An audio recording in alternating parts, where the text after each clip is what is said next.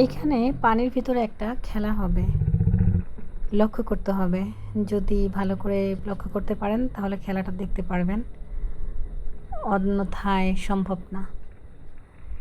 একটু মনোযোগ দিতে হবে খেলাটা দেখার জন্য। ছোটোবেলায় আমরা এই খেলাটা অনেক খেলছি, পানি দেখলেই খেলতাম। এখন যদিও সেটা হয়ে ওঠে না, তারপরেও সেদিন বাইরে গিয়েছিলাম এবং এই খেলাটা খেলেছিলাম আমরা। এই তো স্টার্ট হবে কিন্তু, সবাই কিন্তু চোখ দিয়ে রাখেন। নাও রেডি। ও মাই গড, 1 2, দুইটা স্টেপ হয়েছে। আপনারা কি কেউ দেখছেন? এই তো দুইটা গেল, তিনটা। হ্যাঁ, কেউ কি বুঝতে পারছেন এটা কি খেলা ছিল? জানি না কারোর সাথে মিলবে কি না।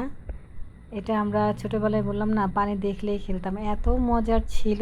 কে কতটা দূরে মারতে পারতো এই আরেকবার। Let's start.